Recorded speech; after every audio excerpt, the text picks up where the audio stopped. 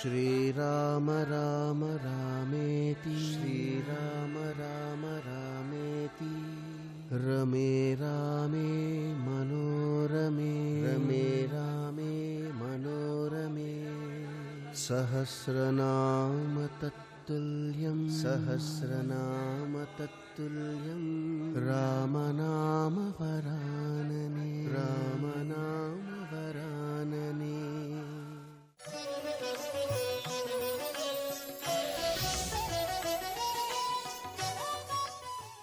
భావము చేతనే మీరు కృప చేయబడతారు. భావనామాత్ర సంతుష్టాయై నమో నమః. ఆ భావన తెలియకుండా, దాని లోపలి రహస్యం తెలియకుండా మీరు ఎన్ని చెయ్యండి, దాని వలన పూర్తి ప్రయోజనం సిద్ధించడం చాలా కష్టం అవుతుంది. మీరు అందుకే చేసేటటువంటి కర్మకి ఎందుకు చేస్తున్నామన్నదాన్ని తెలుసుకోవాలి. తెలుసుకుని చేస్తే మీ బుద్ధి నిలబడుతుంది. మీ బుద్ధి నిలబడిన ఉత్తర క్షణంలో మీరు ఆ ప్రయోజనాన్ని సాధించగలుగుతారు. కనుక ఇప్పుడు ఆయన అంటున్నాడు, కిమ్ను శక్యం మయా కర్తుం ఏవంత ఈ దురాత్మని ఏష గచ్చామ్యహం తాత స్వస్థితేస్తు నిశాచర. నేను నీతోనే వస్తున్నాను, నీ ఆధీనంలో ఉన్నాను, కాబట్టి ఇప్పుడు ఇంతకన్నా నేను చెయ్యగలిగినటువంటి లేదు, కాబట్టి నేను నీతో వస్తాను అంటే రాముడి చేతిలో మరణించడానికి సిద్ధపడుతున్నాను అని అన్యాపదేశంగా చెప్పడం. నీ చేతిలో చావడానికి ఇష్టపడను, రాముడి చేతిలోనే మరణిస్తాను. కానీ మీరు జాగ్రత్తగా గమనించండి, మారీచుడి యొక్క ఈ కథ ఒక విచిత్రమైన రీతిలో ఒక ముగింపుకు వస్తుంది. చాలా జాగ్రత్తగా గమనించండి. మారీచుడు చెప్పేది, మారీచుడు చేసేది, మారీచుడు వెళ్ళే క్రమం, దీన్ని మీరు చాలా జాగ్రత్తగా పరిశీలనం చేయండి, మీకు ఒక విషయం అందుతుంది. ఏతత్ శౌండీర్యయుక్తంతే మచ్చందాదివ భాషితం ఇదానీవ మారీచః పూర్వమన్యో నిశాచర. నీవు ఇప్పుడు మారీచుడివి, పూర్వం అన్యో నిశాచర, ఇంకో రాక్షసుడివి. అసలు నీలో ఆ మారీచుడనబడేటటువంటి వాడికి ఉండవలసినటువంటి రాక్షసత్వం అసలు కనపడలేదు. ఇందాకటి దాకా అంత పిరికితనంగా మాట్లాడావు. అంటే మారీచుడు చేసినటువంటి హితబోధ రావణుడికి అంత కంటకప్రాయంగా అనిపించింది. తను అనుకున్నది చేస్తానంటే ఉత్తముడు, తను అనుకున్నది చెయ్యొద్దు అని చెప్తే మారీచుడు కాడు, ఎవరో రాక్షసుడు. అంటే రావణుని బుద్ధి అంటే ఏమిటంటే, తను అనుకున్నది సాధించడం కోసం ఎన్ని రకాలైన యుక్తులైనా పన్నుతాడు, ఎన్ని రకాలుగానైనా మాట్లాడతాడు. ఈ తన అనుకున్న కార్యాన్ని సాధించడం అన్న దానికోసమని చెప్పి తను ఏది మాట్లాడినా శాస్త్రం అదే అంటాడు, తను ఏది చేసినా అదే శాస్త్రీయం అంటాడు. ఇది అత్యంత ప్రమాదకరమైనటువంటి ధోరణి. ఇది దేని కొరకు చేస్తాడు? తన కొరకే చేస్తుంటాడు. తన కొరకు చేయడం తప్ప ఇతరుల యొక్క సుఖాన్ని తన దృష్టిలోకి ఎప్పుడూ పెట్టుకోడు. ఈ పెట్టుకోకపోవడం వల్ల ఏమవుతుందంటే, రావణునితో సంబంధంలోకి వెళ్ళిన వాళ్ళందరూ ఏడుస్తారు. ఇలా ఏడిపించే స్వభావం ఉన్నవాడు కాబట్టే రావణుడు అయ్యాడు. రవయతి అసత్ప్రలాపాన్ కరయతీతి ఇది రావణ. రావయతి, ఆయన ఎప్పుడూ ఇలాంటి అసంబద్ధమైన మాటలు మాట్లాడుతూ ఇతరులను ఏడిపించేటటువంటి వాడు భయంకరమైనటువంటి రవం చేస్తాడు, అంటే భయంకరమైన ధ్వని చేస్తాడు. ఆయన పేరు రావణుడు కాదు, అసలు ఆయన పేరు దశగ్రీవుడు. ఎందుకంటే ఆయన పుట్టినప్పుడు 10 తలలతో పుడితే దుర్నిమిత్తములు కనపడ్డాయి, ఉత్తరాఖండలో చెప్తారు. అప్పుడు విశ్వవసో బ్రహ్మగారు వచ్చి చూశారు. చూసి, వీడు ఇలా పుట్టాడు, 10 తలకాయలతో పుట్టాడు ఏమిటి వీడు పుట్టగానే ఇన్ని దుర్నిమిత్తాలు కనపడుతున్నాయి, 10 కంఠములతో పుట్టాడు కాబట్టి వీడికి దశగ్రీవుడు అని నామకరణం చేస్తున్నాను అన్నాడు. కానీ ఆయన బిరుదునామం కింద ఏది పెట్టుకున్నాడో తెలుసా అండి? ఆయన బిరుదు రావణ అన్నది. ఆయన కైలాస పర్వతాన్ని కదిపాడు ఒకసారి. పార్వతీ పరమేశ్వర దర్శనం వెంటనే జరగలేదని కోపం వచ్చి చేతులతో ఎత్తి కలపబోయాడు. పరమశివుడు కాలి బొటన వేలుతో నొక్కితే చేతులు దాని కింద ఉండిపోయినప్పుడు రావణుడు అరిచిన అరుపులకి 3 లోకములు తల్లడిల్లిపోయాయి. అలా అరిచాడు, అంత ధ్వని చేశాడు. అంత ధ్వని చేస్తే శివుడు ఆయన్ని పిలుస్తూ అన్నాడు, ఇంతంత పెద్ద పెద్ద కేకలెట్టావు, ఎంత కంఠం ఉందిరా నీకు అని, ఇంత రవం చేశావు కాబట్టి రావణా అన్నాడు. వాడికి అది నచ్చింది. రావణా అని పిలిపించుకున్నాడు. చేతులు తొక్కేస్తే అంత అరుపు అరిచావని అసహ్యంగా నన్ను అలా పిలిచాడు, దాన్ని పెట్టి పిలిపించుకోవడం ఏమిట్రా అని, లేదా రావణా అనే పిలిపించుకున్నాడు. ఆయన జీవితం అంత గొప్ప జీవితం. అలా ఉండకూడదు. రావణాసురుణ్ణి అనుకరించే ప్రయత్నం చేయకూడదు ఇప్పుడు. కాబట్టి ఇది ఆయన యందు ఉండేటటువంటి లక్షణం. మీరు అందుకే రాముడు మాట్లాడినా రావణుడు మాట్లాడినా చాలా జాగ్రత్తగా గమనిస్తూ ఉండాలి. ఏతత్ సౌందర్యయుక్తంతే, ఇది పరాక్రమం అంటే. ఇన్నాళ్ళు వీరోచితంగా కాకుండా ఏం పిరికి మాటలు మాట్లాడావు. ఇప్పుడు నువ్వు నాకు అనుగుణంగా మచ్చందాదివ భాషితం, నా అభిప్రాయానికి అనుగుణంగా మాట్లాడావు. తన అభిప్రాయానికి వ్యతిరేకంగా మాట్లాడినంతసేపు మారీచుడు కాదు. తన అభిప్రాయానికి అనుగుణంగా సరే వస్తానులే అన్నాడు. సరే వస్తానులే ఈయంతో ఒప్పుకుని కాదు, నీ చేతిలో చావడం ఇష్టం లేక అని. అయినా సరే ఆయనకేం బాధలేదు, వస్తానన్నాడు చాలు. కాబట్టి ఇదానీమసి మారీచ, ఇది మారీచుడంటే. పూర్వం అన్యోనిశాచర, ఇతపూర్వం మాట్లాడిన వాడు మారీచుడు కాదు, ఎవడో రాక్షసుడు. అంటే తన మాట ఒప్పుకుంటే మారీచుడు, తన మాట ఒప్పుకోనివాడు మారీచుడు కాదు. అదే రాముడైతే రాజ్యం ఇస్తానన్నా తండ్రే, ఇవ్వకపోయినా తండ్రి, అంతే తేడా. మీరు ఇదే గమనించవలసి ఉంటుంది రామాయణంలో. ఇది గమనించనంతసేపు రామాయణం మీకేమైనా ఉపయోగపడుతుందా అంటే నేను చెప్పలేను. ఇది గమనిస్తేనే మీకు ఉపయోగపడుతుంది. కాబట్టి ఇప్పుడు బయలుదేరారు. ఆ బంగారు రథాన్ని చూపించాడు, దీన్ని అధిరోహించమన్నాడు. ఆ రథం ఎక్కారు, ఆకాశ మార్గంలో వచ్చారు.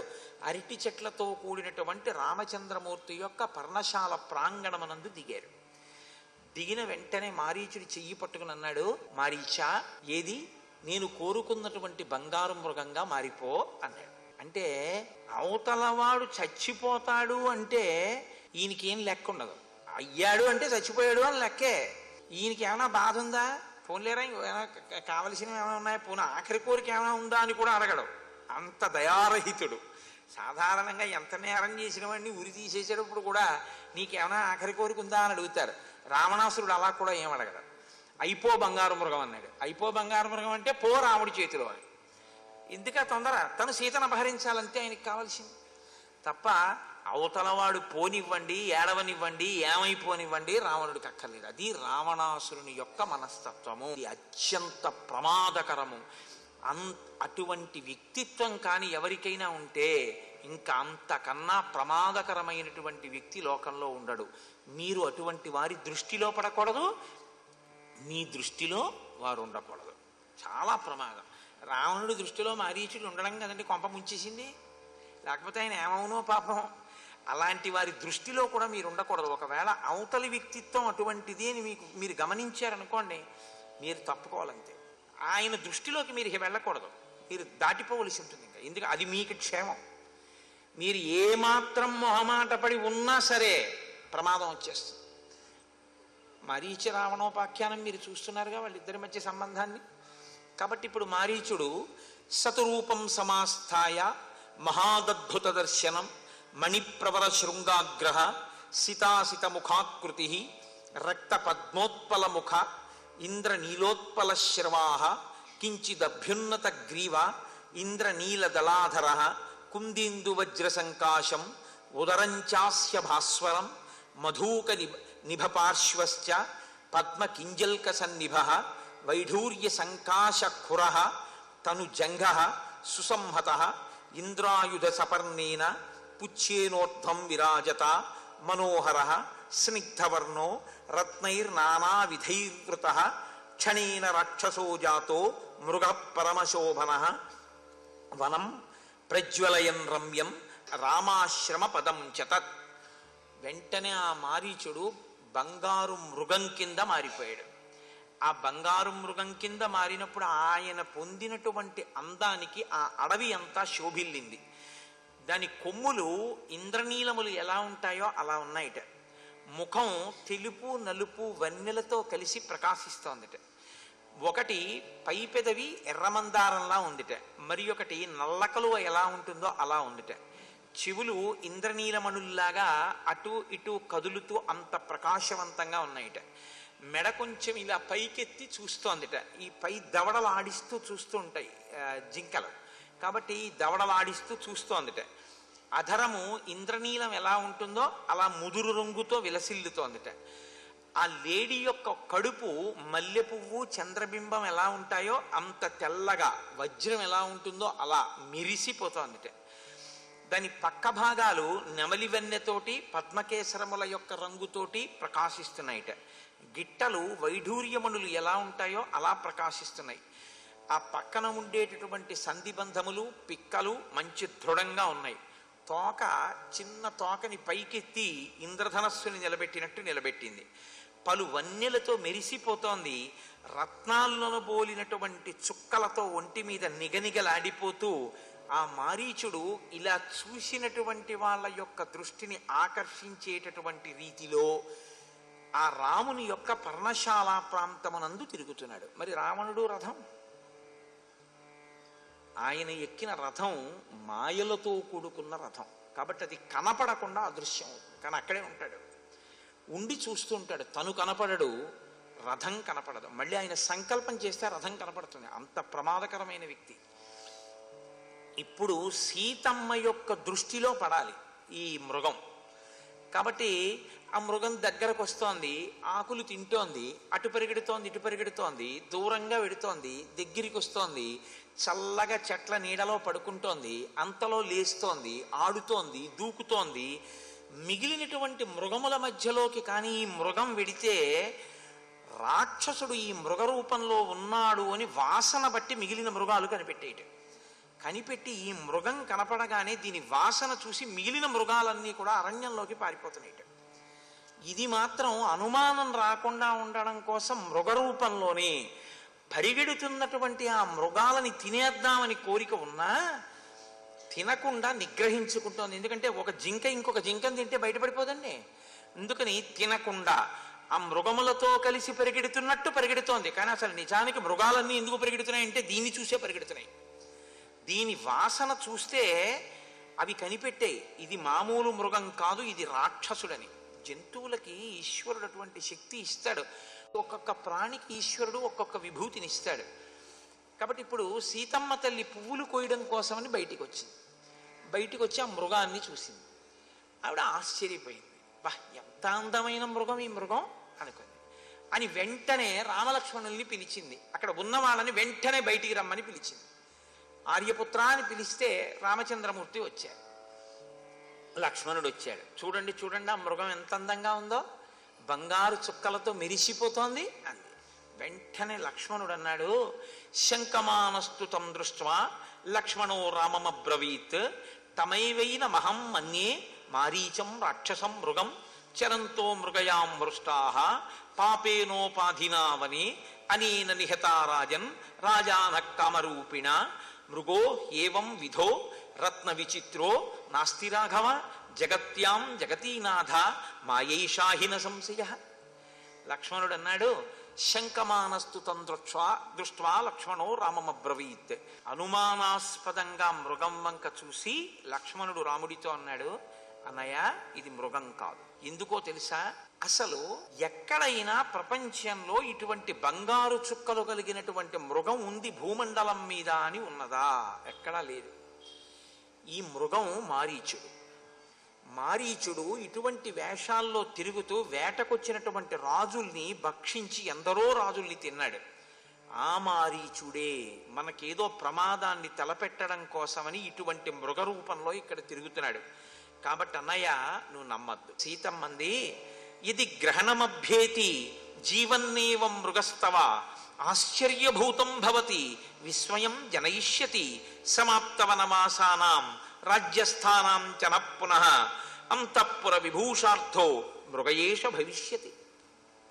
అసలు లక్ష్మణుడు చెప్తున్నటువంటి మాటల్ని పట్టించుకోని దానిలా ఆవిడంది, ఏమండి ఏమండి నేను చెప్పింది వినండి అని రాముడితో, ఇది గ్రహణమభ్యేతి, మీరు కానీ ఈ మృగాన్ని పట్టుకుంటే అది బ్రతికున్న మృగాన్ని తీసుకొచ్చారా, సమాప్త వనవాసానం రాజ్యస్థానం పునః, మనకి వనవాసం అయిపోతోందిగా, మనం మళ్ళీ రాజ్యానికి వెళ్ళిపోతాంగా, చక్కగా ఈ మృగాన్ని పట్టుకెళ్ళి మన ఉద్యానవనంలో విడిచిపెడితే ఈ మృగం తిరుగుతుంటే అందరూ చూసి ఎంత సంతోషిస్తారో, ఎంత బాగుందో మృగం అంటారు. ఒకవేళ ఈ మృగం ప్రాణాలతో దొరకలేదనుకోండి, మీరు ఈ మృగం యొక్క చర్మాన్ని తీసుకొస్తే నేను మీతో కలిసి ఇక్కడ పచ్చిక బయళ్లలో ఈ మృగ చర్మం మీద కూర్చొని వినోదిస్తాను. కాబట్టి జీవన్న ఎదితే భేతి గ్రహణం మృగసత్తమ అజినం నరశార్దూల రుచిరం మే భవిష్యతి. ప్రాణాలతో జింక దొరకకపోతే ఇబ్బంది లేదు, దాన్ని చంపేసి ఆ చర్మాన్ని తీసుకురండి. కానీ ఒక ఆడది ఇంతలా నిగ్రహించి తీసుకురండి తీసుకురండి తీసుకురండి అని చెప్పి ఒక జింక మీదగా పంపిస్తోంది అని అనుకుంటున్నారా ఆర్యపుత్ర? కామవృత్తమిదం రౌద్రం స్త్రీణాం అసదృశం మతం వపుషా త్వస్య సత్వస్య విస్మయో జనితో మమ. ఆడది భర్తని నిగ్రహించి అందులో ప్రమాదం ఉందేమో అని భర్త తత్తరపడుతున్నా కూడా అదే కావాలని రౌద్ర ప్రవృత్తితో హఠం చేసి తెమ్మని అడగకూడదు. కానీ నాకు కుతూహలం కలిగింది అన్నాడు. కుతూహలము అంటే ఎలాగైనా ఇంత అందంగా ఉంది కాబట్టి దీన్ని నాదాన్ని చేసుకోవాలన్న తాపత్రయం ఏర్పడింది. కాబట్టి రామా మీరు నాకు దాన్ని తెచ్చిపెట్టవలసింది. రాముడు అన్నాడు వెంటనే, చాలా చమత్కారమైన విషయం అండి శ్రీరామాయణం. రాముడు అన్నాడు, ఇది వాయం తథాయన్మాం భవేద్వదసి లక్ష్మణ మాయేషా రాక్షసస్యేతి కర్తవ్యోస్య వధోమయ. ఆయన వెడదామని నిశ్చయించుకుని లక్ష్మణుడికి చెప్తున్నాడు, సీతమ్మకి చెప్పట్లేదు. నేను వెళ్ళొచ్చేస్తానులే, నేను తప్పకుండా మృగాన్ని పట్టుకొచ్చేస్తాను, నీకేం భయం లేదని చెప్పేసి ఆయన వెళ్ళటం లేదు, ఆయన లక్ష్మణుడితో మాట్లాడుతున్నాడు. అంటే లక్ష్మణుడు అన్న మాటలలో ఉన్న సత్యాన్ని రాముడు గుర్తించలేదు అని మనం అనుకోవడానికి వీల్లేదు. ఆయన బాగా ఆలోచించాడు. ఆయన అన్నాడు, ఒకవేళ లక్ష్మణ నువ్వు చెప్పినట్టుగా ఇది మృగం కాకపోతే రాక్షసుడై ఉంటే అప్పుడైనా చంపేయాలిగా. రాక్షసుడు ఇలా తిరుగుతుంటే ఊరుకోకూడదుగా, చంపాలిగా. కాబట్టి పెడతాను. ఏతేన హిందృశంసేన మారీచే నాకృతాత్మన వనే విచరతా పూర్వం హింసితా మునిపుంగవాహ. మారీచుడు ఇత పూర్వం తమ ధర్మాన్ని తాము అనుష్ఠిస్తున్నటువంటి మునిపుంగవుల్ని బాధపెట్టాడు. వేటకొచ్చినటువంటి రాజుల్ని కూడా కబళించి తిన్నాడు. కాబట్టి ఒకవేళ మారీచుడైతే ఆ మారీచుడైనా నేను సంహరించవలసిందే.